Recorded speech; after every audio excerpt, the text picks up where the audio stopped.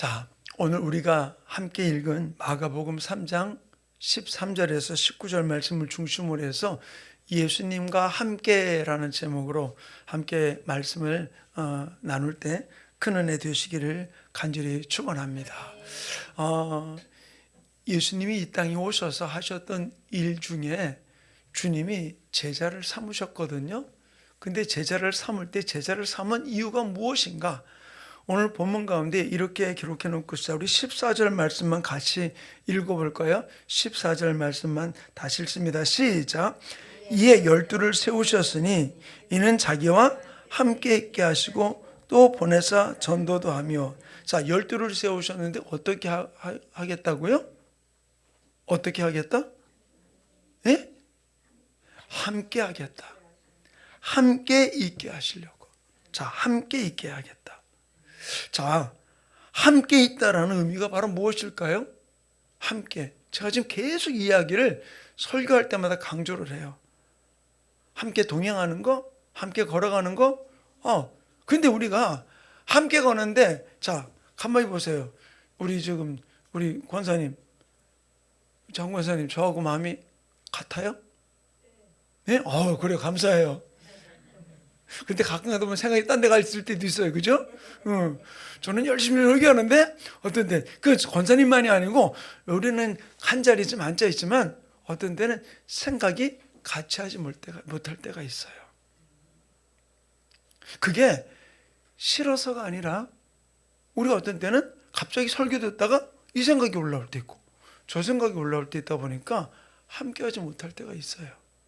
근데 예수님이 함께 한다는 것은 바로 무엇이냐? 다른 게 몸만 함께 하는 게 아니라 마음도, 꿈도, 비전도, 목표도 함께 하자는 거예요. 그래서 예수님이 뭐라 했습니까?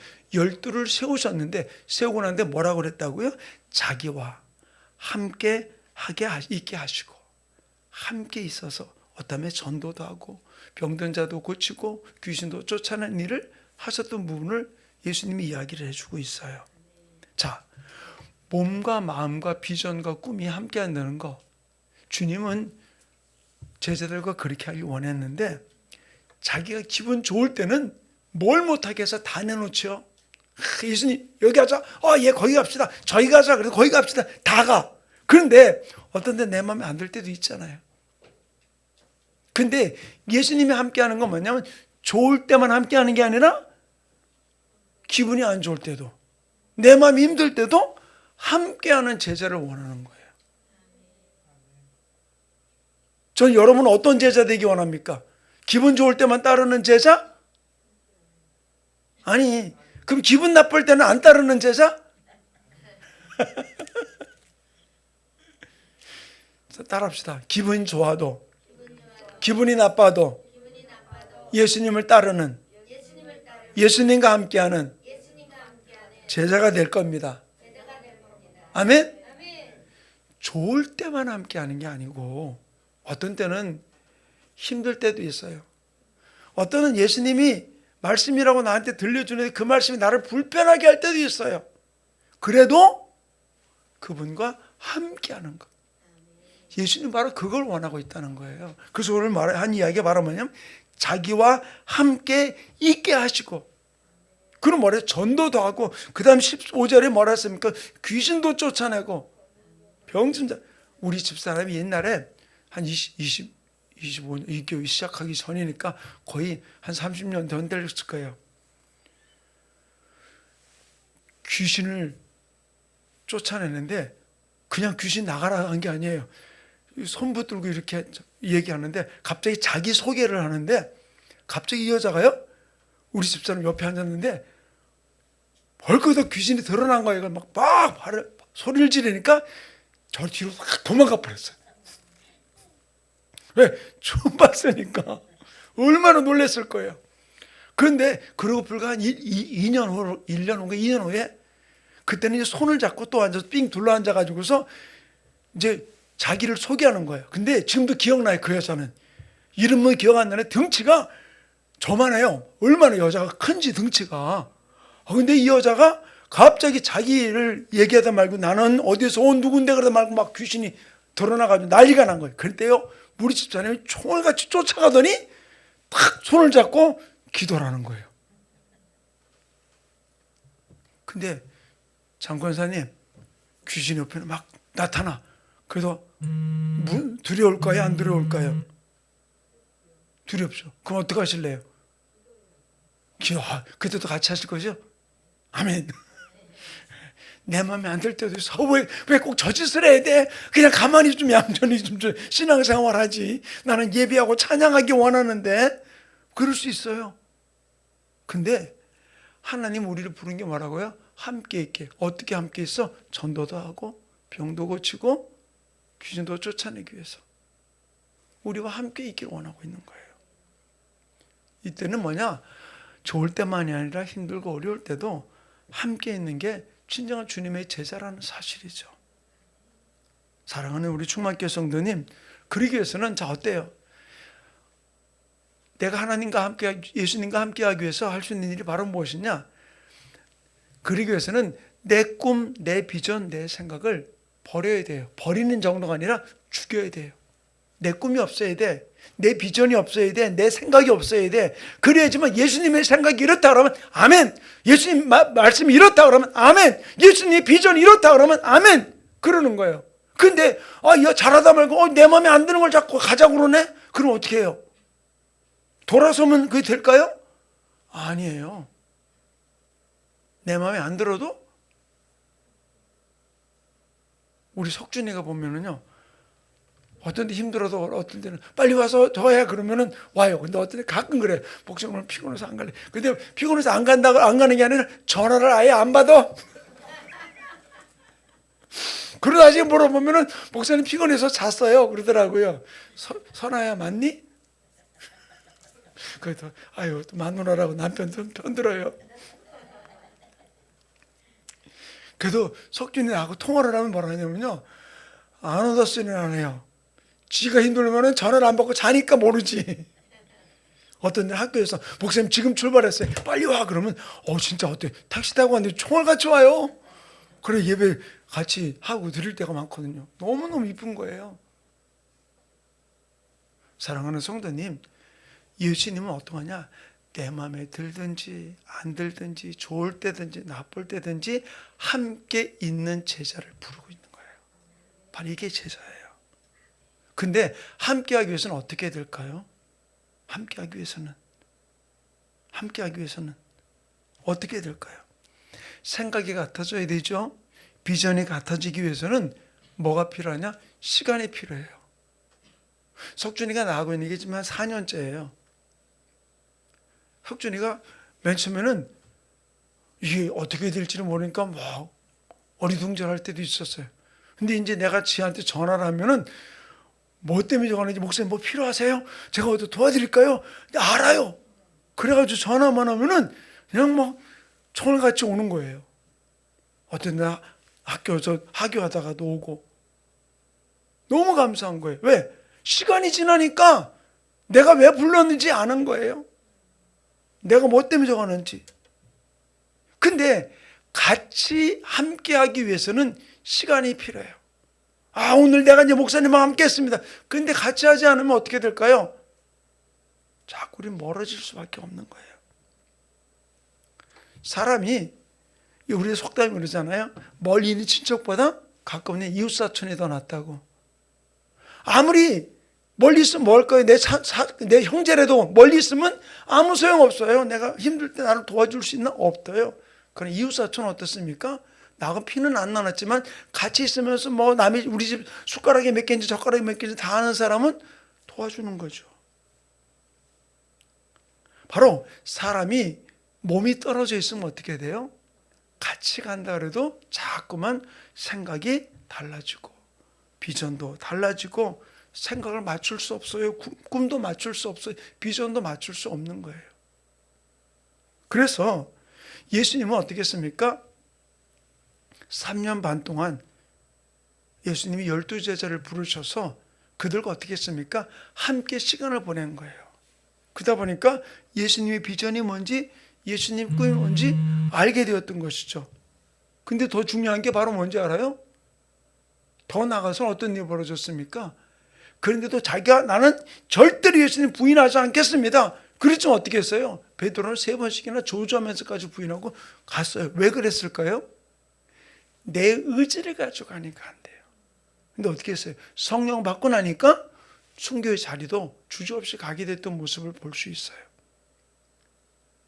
여기서 우리가 하나 굉장히 중요하게 알아야 될 일은 바로 시간이 지나서 예수님과 같이 함께 있으면서 함께 먹고 함께 마시고 함께 생활하면서 시간이 지날 때 같은 비전, 같은 꿈, 같은 생각을 가지면서 나가는 역사가 일어나게 되는 줄로 믿습니다. 그러면 여기서 함께라는 것은 다른 거 아니에요. 내 시간, 몸, 생각, 비전을 같이 하기 위해서 함께 같이 있는 일인데 굉장히 이게 쉬우냐? 쉽지 않아요.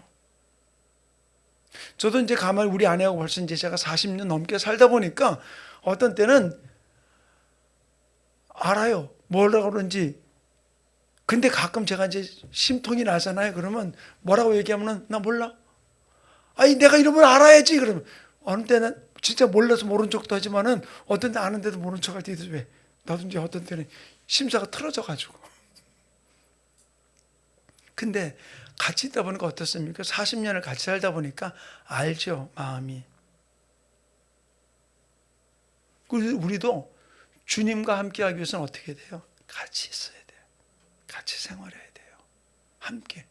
그럴 때 하나님 놀라운 역사를 이루게 될 줄 믿습니다. 자, 그런데 함께 한다는 게 저거 쉬운 게 아니라고 그랬죠.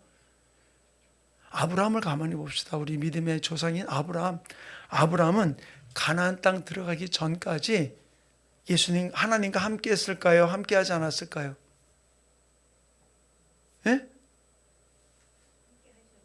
예, 함께 했죠. 함께 했는데 100% 함께 한 게 아니고 어떤 때는 내 생각 따라 누구 생각 따라 아버지 따라 아버지가 하나님 죽기 전까지 막 이루고 돌아다녔던 게 아브라함의 모습이었었어요. 그 창세기 12장에서 아브라함이 부름받았잖아요.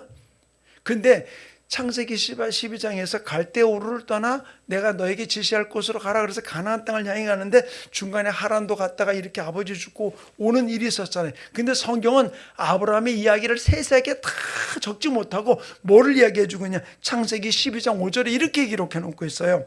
아브라함이 그의 아내 사레와 조카 롯과 하란에서 모은 모든 소유와 함께 소유와 얻은 사람들을 이끌고 가나안 땅으로 가려고 떠나서 마침내 가나안 땅에 들어갔더라.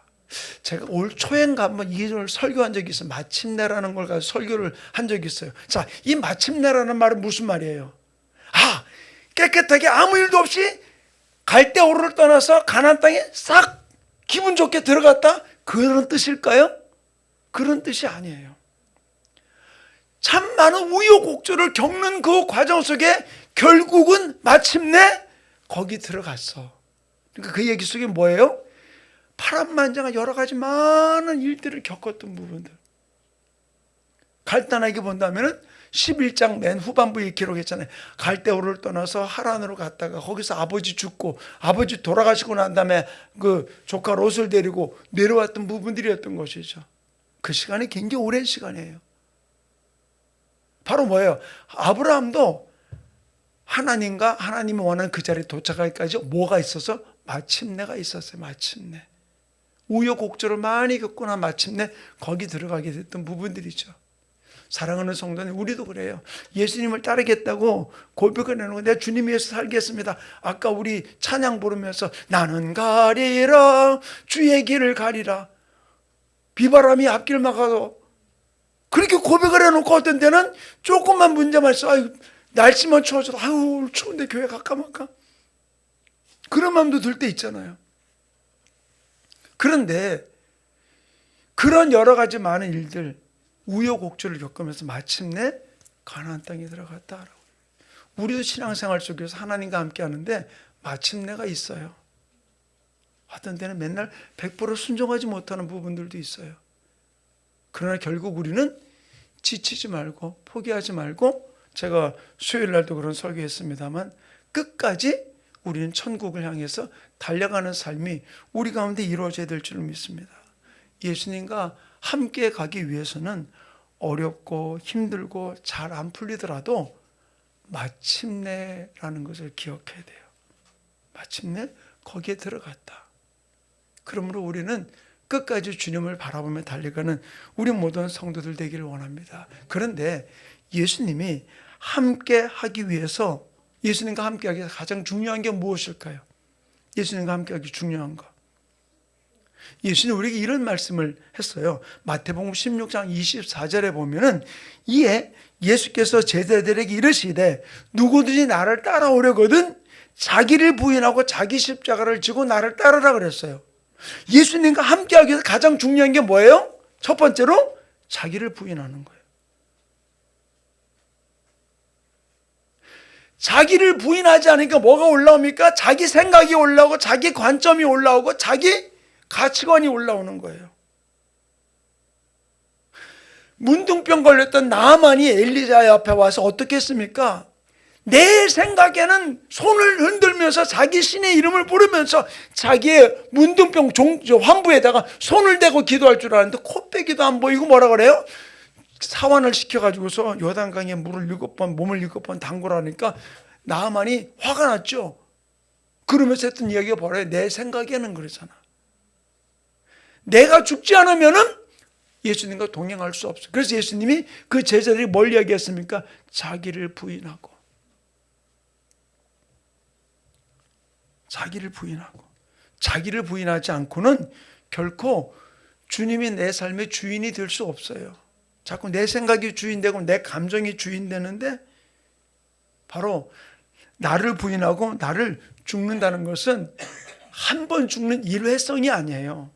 계속 죽어야 돼. 계속 죽어야 돼. 계속 죽어야 돼요. 바울도 뭐라고 그랬습니까? 고린도전서 15장 31절에 뭐라고 얘기했냐면, 형제들아 내가 그리스도 예수 우리 주 안에서 가진 바 너희에 대한 나의 자랑을 두고 단언하노니 나는 날마다 죽노라. 바울도 그랬어요. 나는 날마다 죽는다 그랬어요. 오라 나는 공고한 사람의 내 마음에 두 마음이 싸우고 있다. 선을 행하려는 마음과 악을 행하려는 두 마음이 싸우고 있다 그랬어요. 바울도 그랬는데 예수님 뭐라 그랬어요? 나를 따르는 자는 자기를 부인하고 내가 죽어야 돼요. 자기 십자가를 지어야 되만 예수님과 함께 할 수 있다는 사실을 이야기해 주고 있어요. 예수님이 앞에 베드로가 그랬어요. 예수님 너희가 용서하라 그러니까 베드로가 뭐라냐, 예수님 7번쯤 용서하면 될까요? 자기 딴은 아주 마음껏 한 게 7번이야. 근데 예수님 뭐라고 얘기합니까? 마태복음 18장 22절에 보면 7번씩 70번이라도 하라. 그럼 490번만 할까요? 아니에요. 계속해서. 용서도 예수님이 내가 할 만큼만 하고 끝나는 용서가 아니라 끝까지 용서하라고 얘기했듯이 주님과 함께하는 것도 마찬가지예요. 내가 죽어야 돼. 내가 죽어야 돼. 한 번 죽어서 끝나는 게 아니고, 예수님과 함께하기 위해서 나를 죽이는 일은 더 어려울 수 있어요. 근데 어떤 때는 더 쉬울 수 있어요. 왜? 내 생각이 없으면 죽어요. 내 생각이. 근데 자꾸 뭐가 앞서요? 내 생각이 앞서니까 문제예요. 내 감정이 앞서니까 문제예요. 그러니까 내가 죽지 않는 거예요. 왜? 자꾸 그 생각이 올라오니까. 자꾸 그 감정이 올라오니까. 바로 주님과 함께하기 위해서는 내 생각을 죽이고 내 비전을 죽이고 내 가치관을 죽이고 내 꿈을 죽여야 돼요. 그럴 때 내 속에서 누구의 비전이 나와? 예수님의 비전이, 예수님의 꿈이 나오는 거예요. 그분과 함께하니까. 저는 우리 교회와 우리 지체들이 이 모습으로 달려가기 원합니다. 내가 죽지 못하는 이유는 다른 건 아니에요. 내가 주인대로 가기 때문에 그래요. 내가 주인대로 가기 때문에. 함께라는 말 간단하지 않지만 또는 간단할 수 있는 거예요. 왜? 나만 죽으면 되니까. 그래서 갈라디아서 2장 20절에 뭐라 했습니까? 내가 그리스도와 함께 십자가 못 박혀 죽었나니 그런즉 이제는 내가 사는 것이 아니요 오직 내 안에 그리스도께서 사신 것이라. 이제 내가 육체 가운데 사는 것은 나를 사랑하사 나를 위해 자기 몸을 버리신 하나님의 아들을 믿는 믿음 안에 사는 것이라 그랬어요. 내가 죽어야 돼요. 예수님과 함께 이 제자의 길을 걸어가는 하나님의 자녀가 되기 위해서는 나는 죽고 오직 주님만 나타내는 아름다운 삶으로 달려가는 우리 충만교회 성도들, 하나님, 내가 십자가 나를 죽여주시옵소서. 주님과 함께 달려갈 수 있게 나를 붙들어 주시옵소서. 아버지, 이 말씀 붙들고 내가 달려가게 나를 지켜달라고 우리 주여 삼창 어떻게 통성으로 기도합니다. 주여!